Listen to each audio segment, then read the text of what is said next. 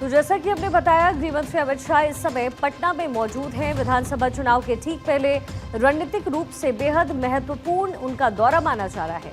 BJP के मुख्य रणनीतिकार माने जाने वाले शाह का ये प्रयास ऐसे समय पर हो रहा है जब एनडीए ने सीट बंटवारे को अंतिम रूप दे दिया और उम्मीदवारों का नामांकन भी शुरू होने वाला है। उनके आने का प्राथमिक उद्देश्य चुनावी तैयारियों की समीक्षा करना, बीजेपी की रणनीति को और धार देना और बूथ स्तर तक के कार्यकर्ताओं में जोश भरना है।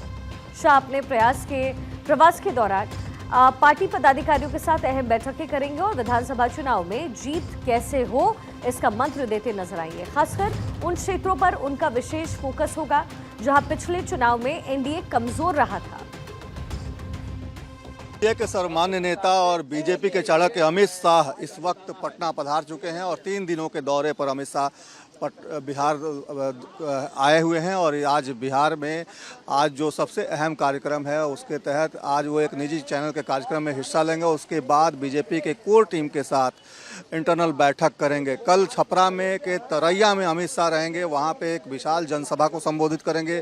उसके बाद बुद्धिजीवी सम्मेलन पटना के ज्ञान भवन में होगा और परसों भी अमित शाह का कार्यक्रम तय किया गया है बीजेपी की तरफ से। देखिए, काफ़ी अहम हो जाता है जब चुनाव हो और उस वक्त अमित शाह का बिहार आना निश्चित तौर पे काफ़ी एक तरह से कहा जाए तो इम्पोर्टेंट है, काफ़ी महत्वपूर्ण हो जाता है। देखिए, अमित शाह का काफिला अब धीरे धीरे निकल रहा है, पटना एयरपोर्ट पर लैंड किए हैं। उनके साथ उनकी अगवानी के लिए केंद्रीय गृह राज्य मंत्री नित्यानंद राय और बीजेपी कोटे के उप मुख्यमंत्री सम्राट चौधरी उनकी अगवानी के लिए पटना एयरपोर्ट पहुंचे हैं और अमित शाह का काफिला एयरपोर्ट से बाहर निकल रहा है। और देखिए कि किस तरीके से अमित शाह, आप देखिए इस गाड़ी में अमित शाह बैठे हुए हैं और सीधे अमित शाह देखिए उनके पीछे दिलीप जायसवाल भी मौजूद हैं और सीधे अमित शाह देखिए अब निकल रहे हैं। उनका काफिला जो है वो निकल रहा है और पटना एयरपोर्ट से उनका काफिला निकल गया और पीछे जो देखिए गाड़ियों का काफिला और इसमें किस तरीके से उनकी अगवानी के लिए लोग जो आए थे वो अब धीरे धीरे एक करके निकल रहे हैं। तो एक तरह से कहा जाए तो अमित शाह का 3 दिनों का यह दौरा है जो बिहार चुनाव के लिहाज से काफ़ी अहम है, क्योंकि इस दौरान रणनीतियों पर चर्चा होगी। अब देखने वाली बात होगी कि अमित शाह का यह दौरा कितना बीजेपी और एनडीए के उम्मीदवारों के लिए कितना अहम होता है, कितना सफलता उनको दिलाता है। ये तमाम चीज़ें जो हैं ये देखने वाली बात होगी। तो देखिए, केंद्रीय गृह मंत्री अमित शाह का बिहार का जो दौरा है सिर्फ एक औपचारिकता नहीं है, बल्कि ये डायरेक्ट तौर पर एनडीए के लिए कमजोर कड़ियों को मजबूत करने की एक सोची समझी रणनीति है। उनके फोकस पे जो मुख्य रूप से 2 बड़े क्षेत्र हैं जहां पिछली बार एनडीए को हार का सामना करना पड़ा और इन क्षेत्रों की सीटों के गणित को बदलने की जिम्मेदारी शाह ने ली है। इसमें जो पहली सीट है उसमें शाहबाद और मगध क्षेत्र मौजूद है।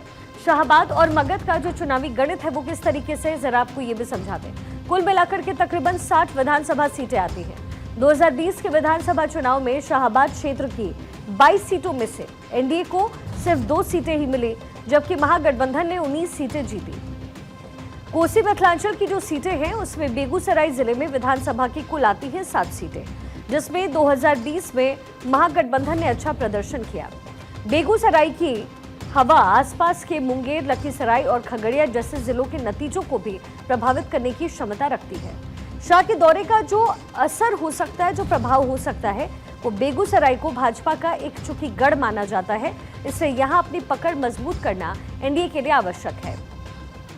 गृह मंत्री अमित शाह का फोकस यहां के कोर वोटर्स की नाराजगी को दूर करने और वाम दलों की मजबूत उपस्थिति वाली सीटों पर एक रणनीति बनाने पर रहेगा। बेगूसराय से निकला हुआ जो पॉजिटिव संदेश है वो पूरे अंग का और कोसी मिथिलांचल क्षेत्र में सीटों पर एनडीए को बढ़त दिला सकता है। उनका जो टारगेट है वो कार्यकर्ताओं में नई ऊर्जा भरकर मिशन 80% यानी इन क्षेत्रों की 80% सीटें जीतने का लक्ष्य निर्धारित करना है। अब इन तमाम बैठकों से बूथ स्तर पर संगठन और मजबूत होगा। एनडीए उम्मीदवारों की जीत का अंतर बढ़ाने या करीबी मुकाबले वाली सीटों को जीतना एक तरीके से टारगेट होगा। अमित शाह का जो दौरा है वो मुख्य रूप से उन सीटों पर डैमेज कंट्रोल और टारगेटेड बूथ मैनेजमेंट के लिए है जहां एनडीए कमजोर रहा। रोहतास, बेगूसराय और शाहबाद मगध के अन्य जिलों की ये जो सीटें हैं वो इस चुनाव में एनडीए की संख्या को निर्धारित करने वाली हैं और इसलिए शाह का ध्यान इन क्षेत्रों के चुनावी गणित को अपने पक्ष में मोड़ने पर केंद्रित है। शाह का ये जो उच्च स्तरीय दौरा है वो एनडीए गठबंधन के भीतर किसी भी तरीके की अंदरूनी कलह को दूर करने की दिशा में भी एक बड़ा कदम है। सीट बंटवारे को लेकर के जेडीयू चिराग पासवान की एलजेपी, रामविलास जीतन राम मांझी की हम और उपेंद्र कुशवाहा की आरएलएम के बीच कुछ सीटों पर मतभेद की खबरें जरूर सामने आई। ऐसे में अमित शाह की उपस्थिति घटक दलों के बीच में समन्वय स्थापित करने और ये संदेश देने के लिए आवश्यक है कि गठबंधन पूरी तरीके से एकजुट है, एक खेमे में है। उनकी बैठकों के बाद एनडीए के नेताओं ने सब ठीक है का बयान देना गठबंधन की एकता को मजबूत करेगा, जो चुनावी जीत के लिए एक निर्णायक मोड़ साबित हो सकता है। नाराजगी जैसी कोई बात नहीं होती है, विमर्श का दौर होता है और उसमें जो कुछ भी इशू आता है उसको समय से आदमी सॉल्व करता है। और उसी क्रम में एक इशू आया तो फिर हम लोग दिल्ली गए और भारतीय जनता पार्टी के शीर्ष नेतृत्व से मुलाकात हुई, माननीय गृह मंत्री जी से और राष्ट्रीय अध्यक्ष जेपी नड्डा साहब से मुलाकात हुई और सारी बातें हो चुकी है। और वहाँ जो कुछ भी बात हुई उसके आधार पे यहाँ भी, क्योंकि बिहार के संदर्भ में ही सारी चीज़ें हैं, तो यहाँ भी सब लोगों के साथ बात हुई है और उसके आधार पे अब कोई कन्फ्यूजन नहीं है। वीआईपी दौरे का जो डायरेक्ट प्रभाव है वो एनडीए की सीटों पर पॉजिटिव रूप से पड़ने की संभावना है। अमित शाह, जो कि भाजपा के प्रमुख चेहरा और केंद्र सरकार में गृह मंत्री हैं, उनकी जनसभाएं और बैठकों से कार्यकर्ताओं का मनोबल बढ़ेगा। चुनाव प्रचार में तेजी आएगी और एनडीए के पक्ष में एक मजबूत माहौल बनता हुआ नजर आएगा। पूरा 101 की सूची जारी हो गई है और ये पहला हमारा एनडीए गठबंधन है जिसने अपना सबसे पहले सीट शेयरिंग जारी किया और 101 जो हमको चुनाव लड़ना है उसकी सूची जारी कर दिया। उपेंद्र कुशवाहा जी ने कल सूची जारी कर दिया। एनडीए गठबंधन इतने पारदर्शिता के साथ और मजबूती के साथ आगे बढ़ रहा है। सभी जगह जो है हमारे एक उत्सव का माहौल है। एनडीए चाहती है कि बिहार विकसित हो और इसीलिए हम 2/3 से ज़्यादा बहुमत से सरकार बनाने जा रहे हैं। हमारे सभी नेता आ रहे हैं, आज श्री अमित शाह जी आ रहे हैं और हमारा कार्यक्रम अनवरत चलता रहेगा।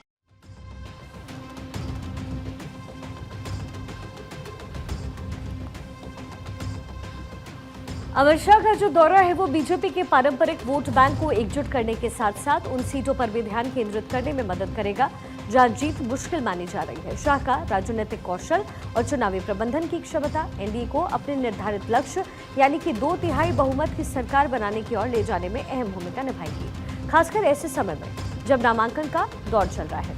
अमित शाह का पटना दौरा सिर्फ चुनावी तैयारियों तक सीमित नहीं है, बल्कि ये एनडीए की एकजुटता, कार्यकर्ताओं के मनोबल और कमजोर क्षेत्रों को मजबूत करने की दिशा में एक मास्टर स्ट्रोक है। उनकी रणनीति और मार्गदर्शन से एनडीए अपने गठबंधन धर्म को मजबूती से निभाते हुए सभी 243 विधानसभा सीटों पर बेहतर प्रदर्शन करने की उम्मीद कर रहा है। ये दौरा बिहार चुनाव की दिशा और परिणाम को महत्वपूर्ण रूप से प्रभावित करने की क्षमता रखता है, जिससे एनडीए की सीटों की संख्या में वृद्धि की भी संभावना है।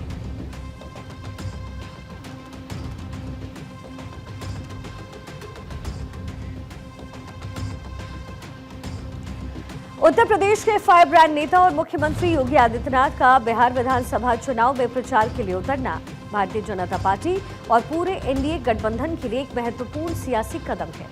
प्रधानमंत्री मोदी के बाद चुनावी रैलियों में जिनकी सबसे ज्यादा मांग रहती है, ऐसे योगी आदित्यनाथ का दानापुर जैसी जगहों पर विपक्ष पर तीखा हमला करना स्पष्ट करता है कि भाजपा बिहार की राजनीति में राष्ट्रवादी एजेंडे को मजबूत करना चाहती है।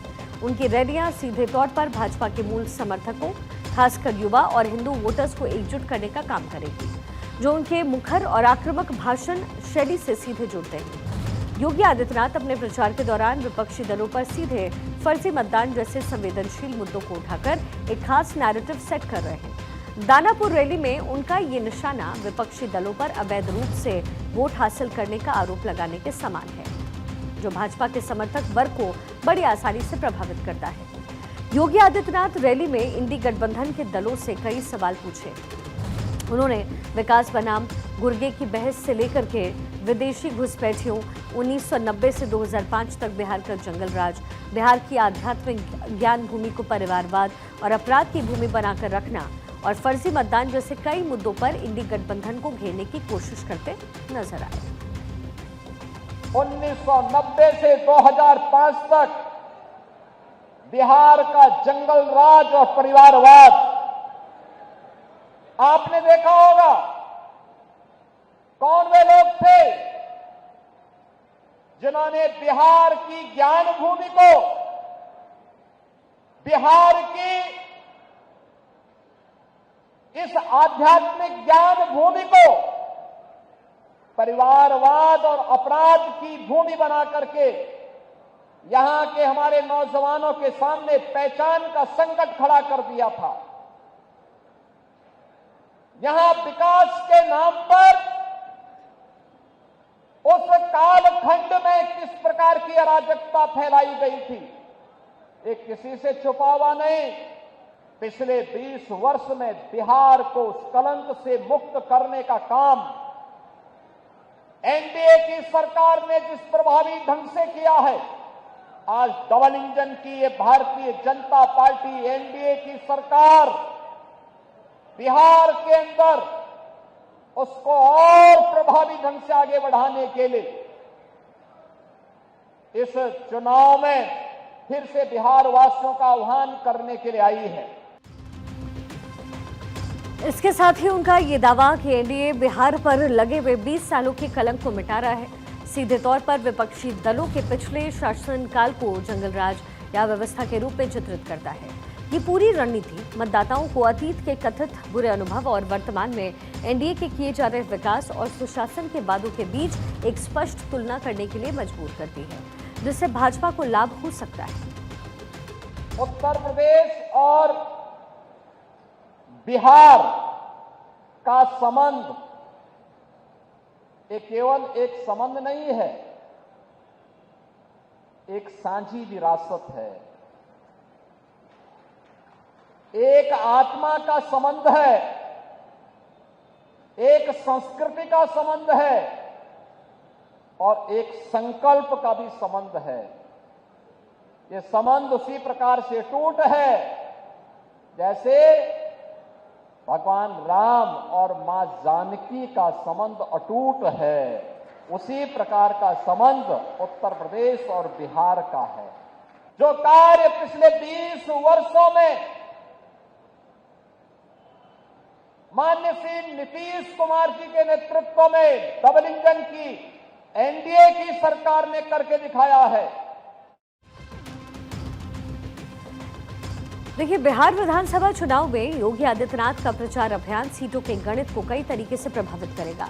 उनका जो मुख्य फोकस है वो उन सीटों पर रहेगा जहां सियासी समीकरण को बदला जा सकता है या फिर जहां पर भाजपा को महागठबंधन से कड़ी चुनौती मिल रही है। उनकी रैलियां विशेषकर उन क्षेत्रों में जहां उनका फायर ब्रांड संदेश सीधे तौर पर विपक्षी गठबंधन यानी इंडी गठबंधन पर लगातार होता हुआ नजर आएगा।